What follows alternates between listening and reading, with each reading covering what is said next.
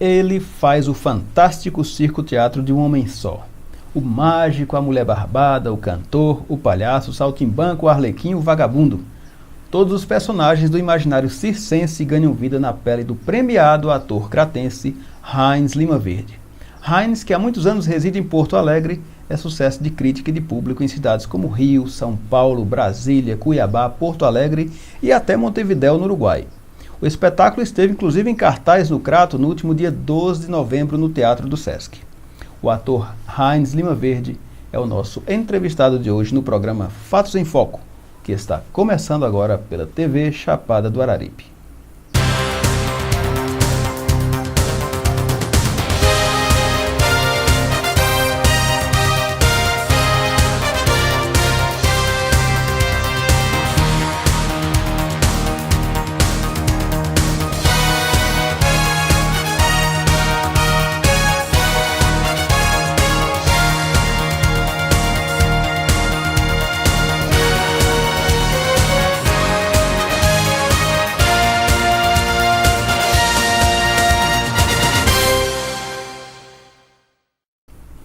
Nos palcos do Brasil ele é uma espécie de Thomas Edison, ou se preferirem de um camaleão que se transforma em plena cena em múltiplos personagens. Ele é o mágico, a mulher barbada, o cantor, o palhaço, o saltimbanco, o arlequim, o vagabundo e ainda cuida de outros aspectos das suas produções, como a sonoplastia e o rigor na iluminação. Eu recebo no programa de hoje o ator cratense Heinz Lima Verde, que há muitos anos reside em Porto Alegre. Heinz, seja bem-vindo ao programa Fatos em Foco. Primeiramente, quem é Heinz Lima Verde, para quem o conhece e para quem também não o conhece?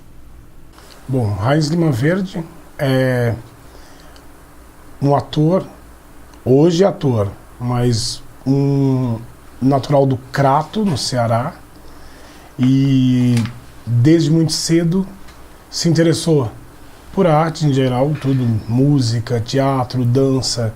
Sempre tive muita curiosidade em tudo que se relacionava à arte, né? E aí sai do Crato, vai morar bem distante, fica sempre com saudade da sua terra natal e consegue trabalhar e sobreviver de teatro hoje em dia, uma das coisas mais complicadas que existe, né? Isso que já tem muita facilidade hoje em dia para trabalhar. E Heinz é esse batalhador. Para quem me conhece como pessoa e não como profissional, quando vê em cena, vê essa grande diferença dessas duas personalidades, né? Assim, que eu acredito que exista para todas as pessoas, tanto profissionalmente como na vida pessoal, existe essa grande diferença, né? E do Heinz é profissionalmente insatisfeito sempre em busca de fazer algo melhor, e pessoalmente uma pessoa que eu me considero tranquilo e que acredito que o que é para ser, será. Nos meus trabalhos eu acredito nisso, e na vida eu acredito que o destino é... Mas como é que você acha essa coisa do ator e da pessoa? Sim. Por exemplo, você acha que as emoções, como é que você lida a questão emocional quando você representa? Digamos que você esteja numa situação triste na sua vida, passando por um problema, por uma dificuldade, e de repente você tem que enfrentar uma plateia e incorporar aquele personagem. Como é que é isso na sua cabeça, na cabeça do ator? Do ator, pois é. Eu acho que a experiência nos deixa capaz cada vez mais disso, né? De distanciar no palco ou na cena, né? no set de filmagem, que eu acho que é diferente das outras profissões, essa coisa de se distanciar do momento que você está vivendo, né? Então, eu tive a oportunidade de estar em cartaz com alguma peça e receber ligações da minha mãe falando a respeito de familiares que faleceram ou de amigos muito próximos, e isso aí, como é engraçado, eu estava muito abalado durante todo o dia, chego lá, começou o espetáculo, aquilo não... de maneira nenhuma, fazendo comédia, né? Que é a coisa mais complicada é você ter. E tem história de vários colegas, de vários atores do Brasil, né? Que a gente sabe, que já vi falando em entrevistas, e que a gente sabe também, colegas mais próximos, assim, de pessoas que deixaram, perderam, por exemplo, pai, mãe, e é o ofício, né? Você não pode, é aquela velha história, o show tem que continuar, the show must go on, não tem como. E aí agora, o público tá lá esperando, e aí a pessoa vai lá, abre aquele sorriso, consegue comover a plateia, fazer rir, fazer chorar, e aí volta para casa, e aí, né? Essa coisa. Tem que separar, então. Como no circo, né? A vida do circo é super complicada e você vê aquele elenco de artistas ali brilhando, sorrindo, muito bem maquiado e tudo, e aí? Às vezes fizeram uma refeição no dia, né? E aí tem com filhos ali esperando. Isso é o artista, né? O artista que tem que esquecer tudo fora do palco.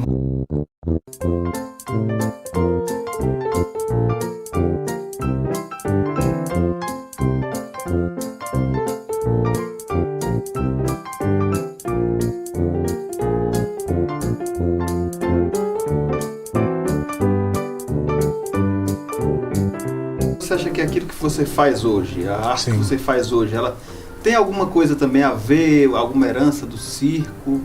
Você acha que tem alguma relação? Tem porque uma das coisas no meu espetáculo que eu faço atualmente, eu falo justamente desse contato que eu tive com o circo e eu acho isso muita sorte. Foi muita sorte para mim. Na minha infância, eu tenho a oportunidade de morar numa cidade como Crato, pequena, que era super tranquilo viver. Então, eu era uma criança que era liberado né? O dia inteiro eu fazia, ensaiava um espetáculo de teatro, mas aí eu sabia que tinha um circo lá na linha do trem, diziam, tem um circo lá, tem um circo nas casas populares, outro bairro. E aí eu tinha que ir lá ver do que se tratava. E eu ficava. Se o circo ficasse um mês, pelo menos 20 dias eu estava lá assistindo, e isso para mim na minha formação foi muito importante, né? Porque eu vi vários tipos de artista, né? Ou seja, hoje quando eu vou assistir um espetáculo do Cirque du Soleil, por exemplo, e vejo em cena toda aquela técnica, todo aquele luxo, eu consigo distanciar isso e pensar e lembrar né, aqui no meu arquivo que eu tenho na minha cabeça, de como aquilo me emociona, entendeu?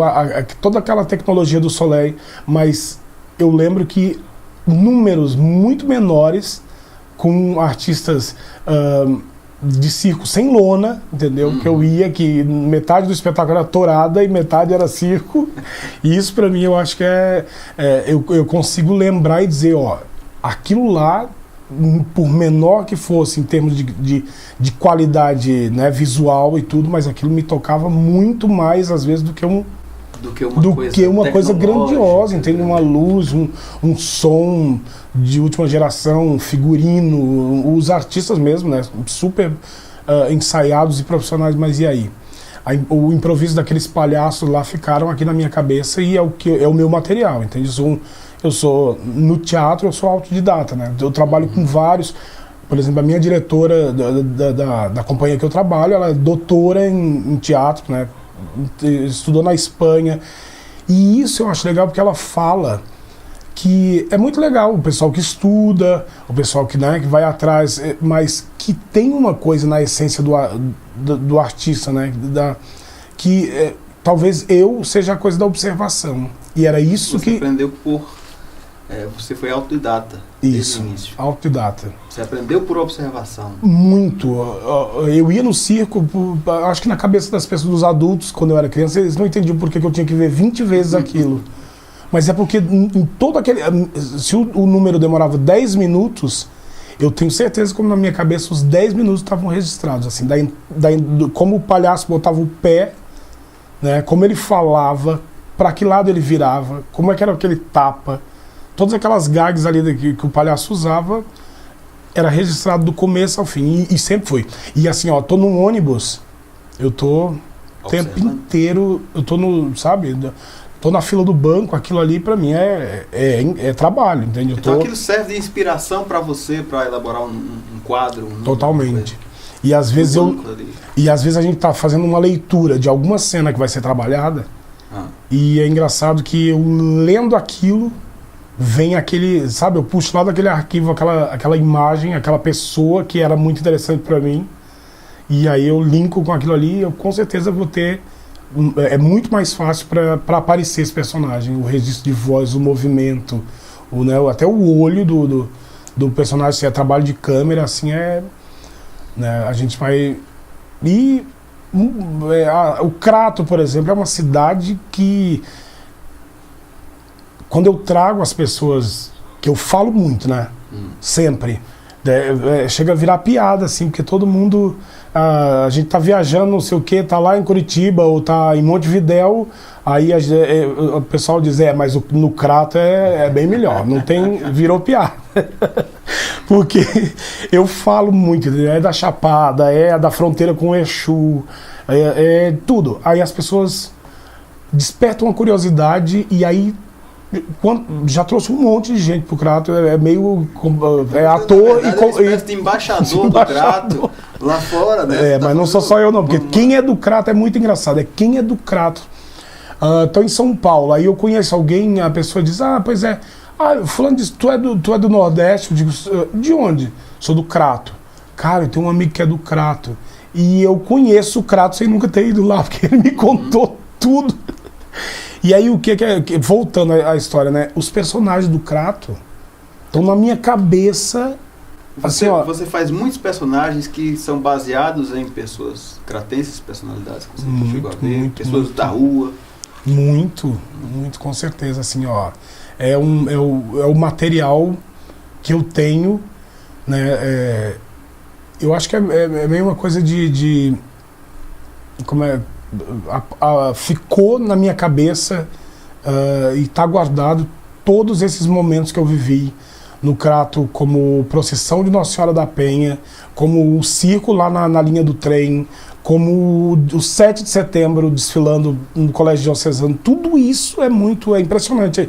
O quanto eu observei e o quanto isso para mim funciona como material para aquela pesquisa, para aquele trabalho.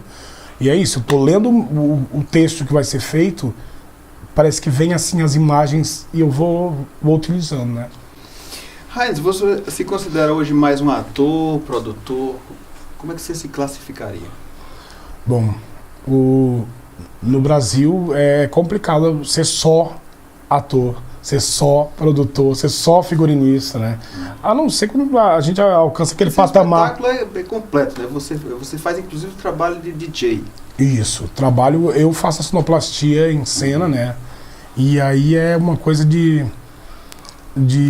o ator, eu acho que ele, para ser completo, ele precisa passear por todos esses ambientes, né? Assim, tem que saber do figurino, tem que saber da maquiagem, tem que saber do cenário, saber da produção, da iluminação, do som, entende? Então, e a companhia de teatro que eu trabalho ultimamente, e que estou trabalhando desde 2006, a gente cria todos os espetáculos, até se contrata o figurinista, até se contrata o iluminador, entende? A pessoa que vai trabalhar com a musicalidade do espetáculo, é convidado, a gente tem sempre os mesmos profissionais trabalhando com a gente, mas é muito do ator. Eu tenho que ter essa propriedade do figurino, por exemplo. Eu tenho que apresentar uma proposta para o figurinista e ele me retornar. É assim que a gente trabalha na companhia. Então, o ator da companhia rústica, ele tem que entender de tudo um pouco para que o trabalho aconteça, entende? Mas você apresenta uma proposta, ele analisa aquilo ali? Analisa o que é possível. Mas a palavra final é de quem? É sua, dele? É dele, porque ele foi contratado para, né? Mas muito e por isso que a gente encena, muito se comenta, quando a gente apresenta em várias cidades do Brasil, muito se comenta de como aquela pessoa ali não poderia ser substituída. Por exemplo, aqui no Crato aconteceu uma coisa interessante, né? Que você me contou em off. Do iluminador.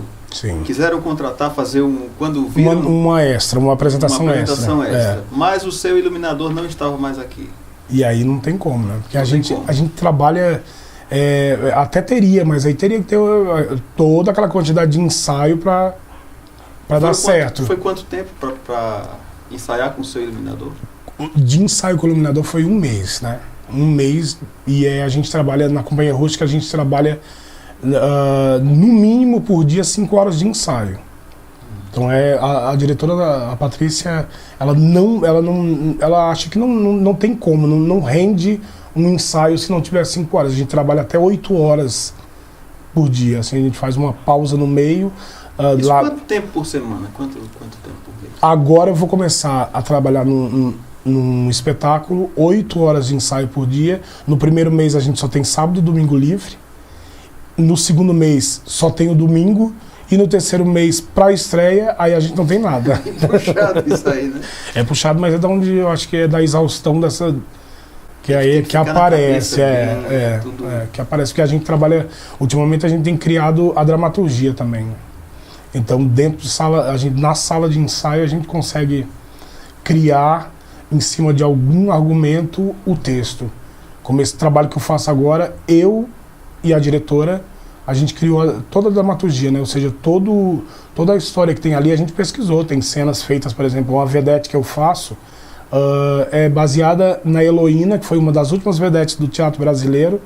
E eu fui atrás da Heloína, que já era minha amiga, e ela me liberou a cena que ela fazia na estreia dela, quando ela estreou, né, no teatro de revista. Ela me deu a cena da uva, né, que ela era a uva do Rio Grande, a vedete uva do Rio Grande, e ela me passou esse texto, que ela já nem tinha mais escrito, estava na memória dela, e aí é colocado na cena, mas é tudo a gente pega esse material, mas é criado em sala, né? Mesmo que seja um Shakespeare, como foi a minha estreia com O Sonho da Noite de Verão, mas não era o Shakespeare, só o Shakespeare, era bem a cara da companhia rústica. A gente trabalhou com trilha sonora criada em sala, né, com o compositor ali com a gente todos os dias, a professora de canto e o compositor ali criando a partir do corpo do ator, né, a partir do material que o ator tem, né. Você consegue lembrar qual foi a primeira peça, o primeiro espetáculo que você atuou em vida? Consigo. O primeiro trabalho que eu fiz foi no Raquel de Queiroz, Teatro Raquel de Queiroz, no Crato.